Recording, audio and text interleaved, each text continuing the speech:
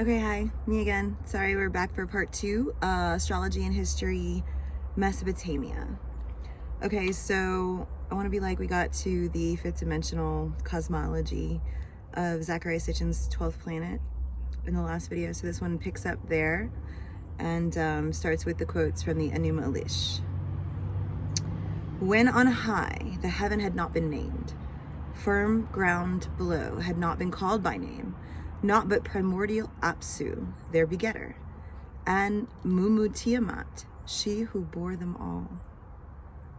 Their waters commingling as a single body, no reed but had been matted, no marsh land had appeared, when no gods whatever had been brought into being, unnamed, their destinies yet undetermined.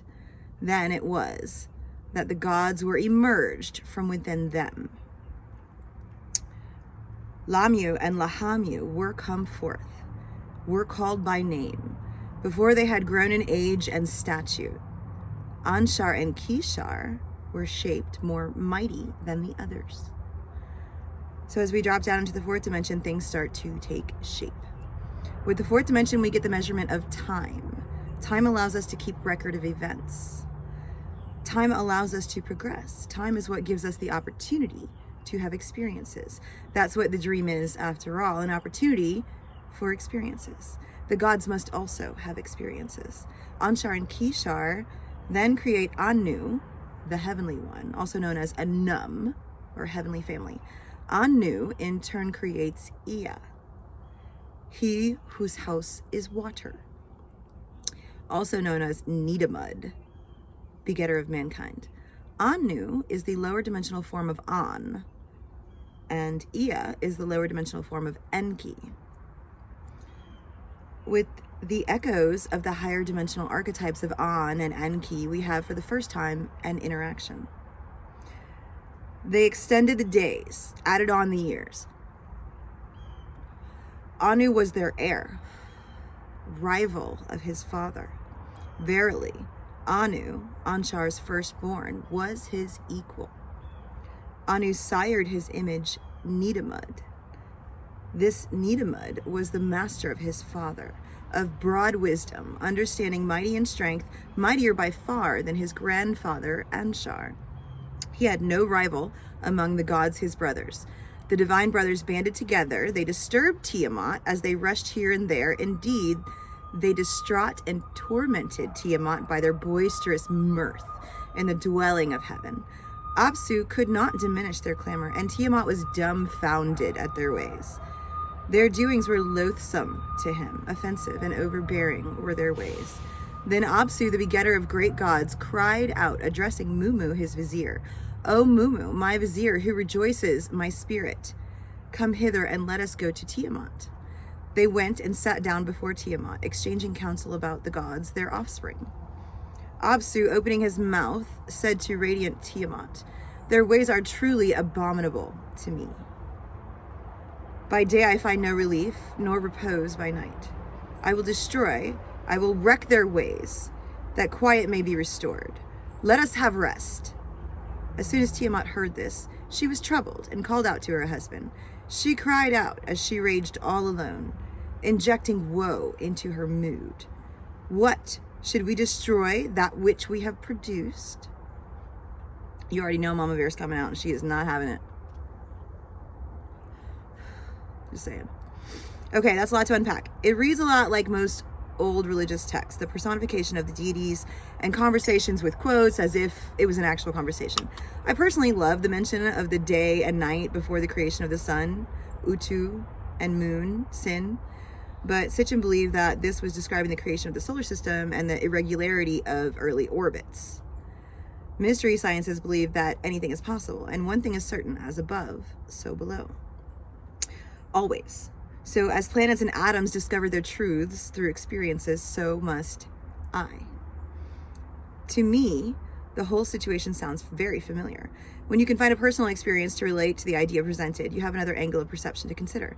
As a mother of many children, I can relate to Tiamat's mood swings. So could a father relate to Apsu's appeal to his higher intellect, Mumu, to back him up. Any woman who has raised children with a man has heard his plight. It's the "you need to stop babying them" speech, but, on drugs. These kids are loud, obnoxious, destructive, unpredictable, and expensive. They don't listen and they don't work. Okay, so then it goes back to the quote. "Their ways indeed are most troublesome, but let us practice kindness." Then answered Mumu, giving counsel to Apsu. Rude and ungracious was Mumu's advice. "Destroy, my father, their rebellious ways. Then shall you have relief by day and rest by night." When Apsu heard this, his face grew luminous because of the evil he planned against his godly sons. He embraced Mumu by the neck as he sat down on his knees to kiss him. Now whatever they had plotted between them was repeated unto the gods, their firstborn. When the gods heard this, they were astonished, then lapsed into silence and remained speechless. Superior in wisdom, accomplished and resourceful, Ea, the all-wise, saw through their design, made artful his spell against it, surpassing and holy. He recited it and made it subsist in the deep, as he poured sleep upon him. Sound asleep he lay. It's my Apsu. When he had made Apsu lie prone, deep in sleep, Mumu, the advisor, was powerless to stir. He loosened Apsu's band, tore off his tiara, removed his halo, and put it on himself. Having constrained Apsu, he slew him. Mumu he bound and locked. Having thus upon Apsu established his assistance, he laid hold of Mumu, holding him by the nose rope. After Ea had vanquished and tramped down his foes, he assured his triumph over his enemies. In profound peace he rested in his sacred chamber, and he named it Apsu. For shrines he assigned it. He founded his cult in that same place. Ea and Damkina, his wife, dwelled there in splendor. In the chamber of fates, the house of destinies, a god was engendered, most able and wisest of gods. In the heart of holy Apsu was Marduk created. He who begot him was Ea, his father. Okay, so that was savage, for sure.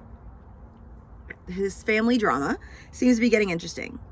It also sounds a lot like the Christian God explaining why he has to flood the earth and destroy all life thereupon.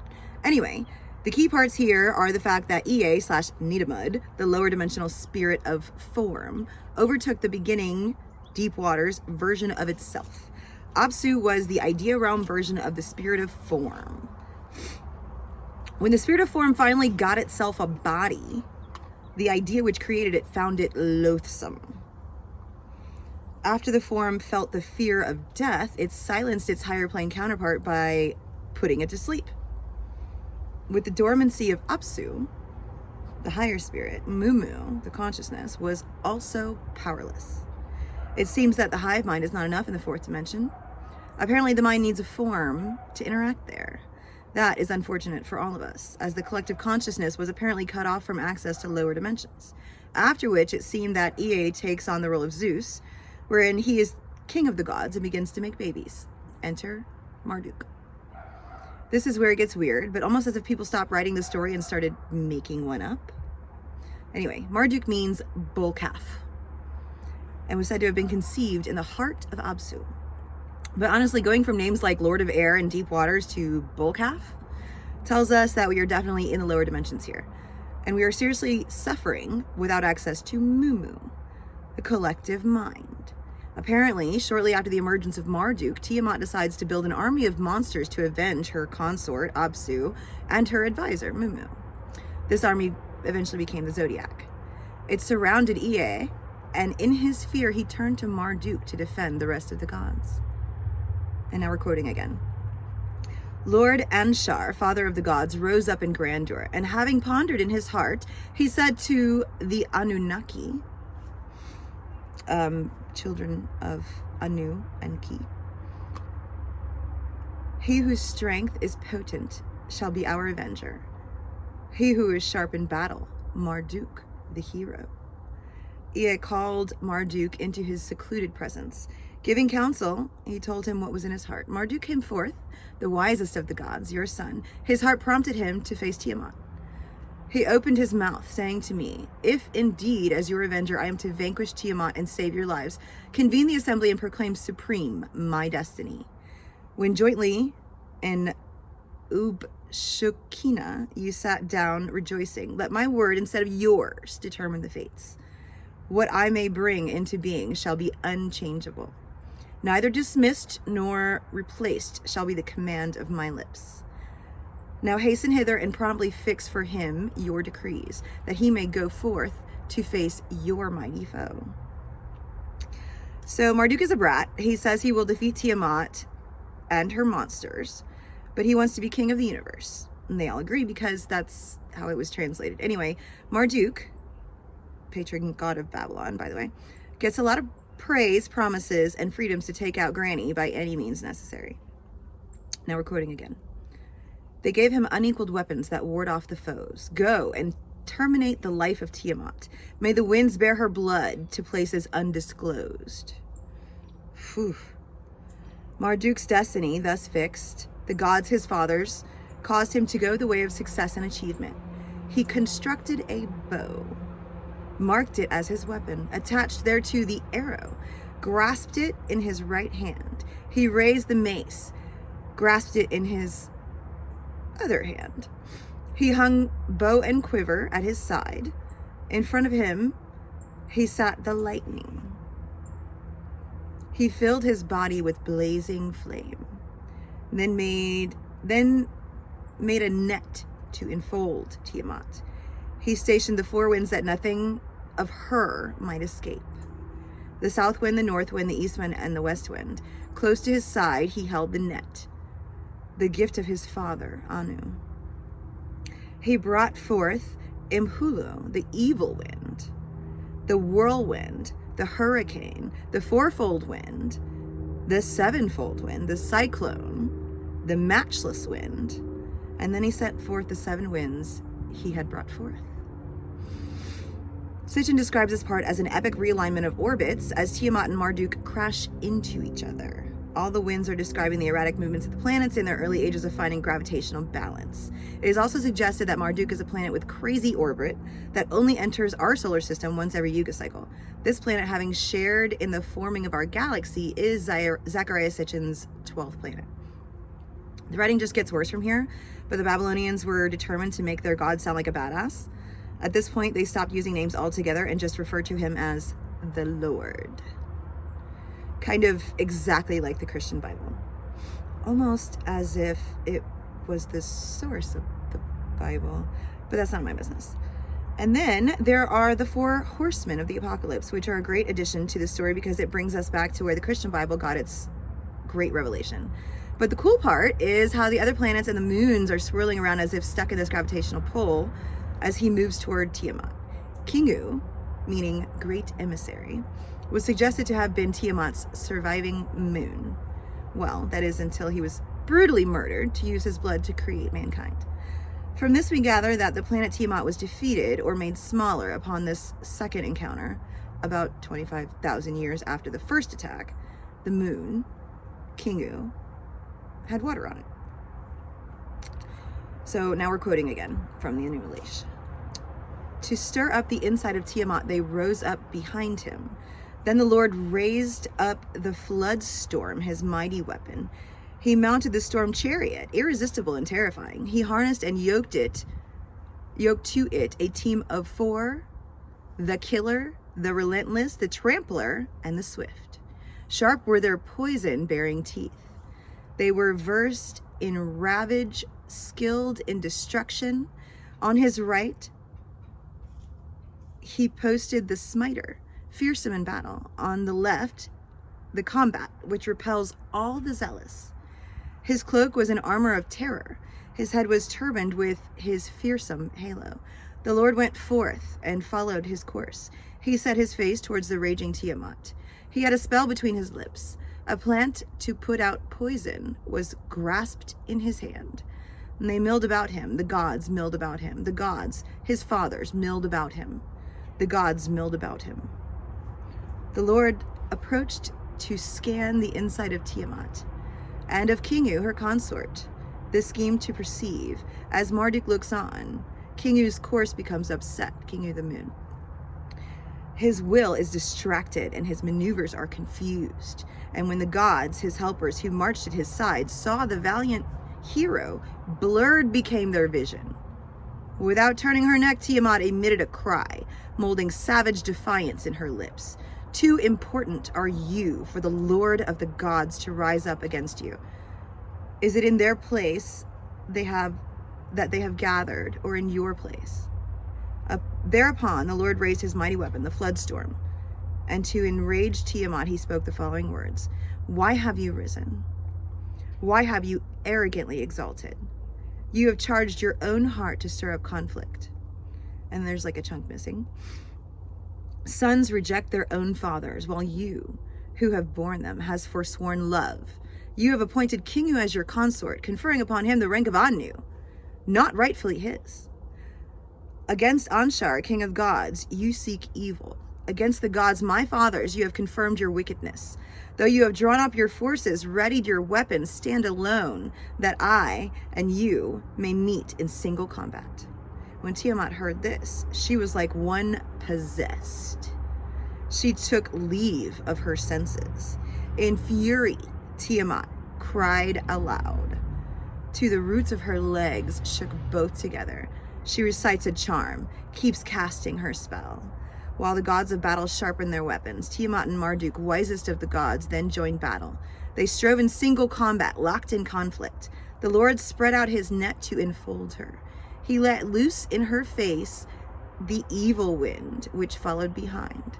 When Tiamat opened her mouth to consume him, he drove in the evil wind, and she could not close her lips. As the fierce winds encumbered her belly, her body was distended and her mouth was wide open. He released an arrow. It tore her belly. It cut through her inside, splitting her heart. Having subdued her, he blotted out her life. He threw down her carcass and stood upon it.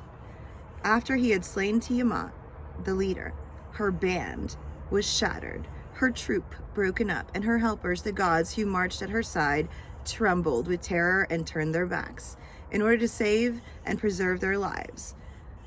Encircled tightly, they could not escape. He made them captives and he smashed their weapons. They found themselves ensnared in the net, thrown into cells. They were filled with wailing. Bearing his wrath, they were held imprisoned.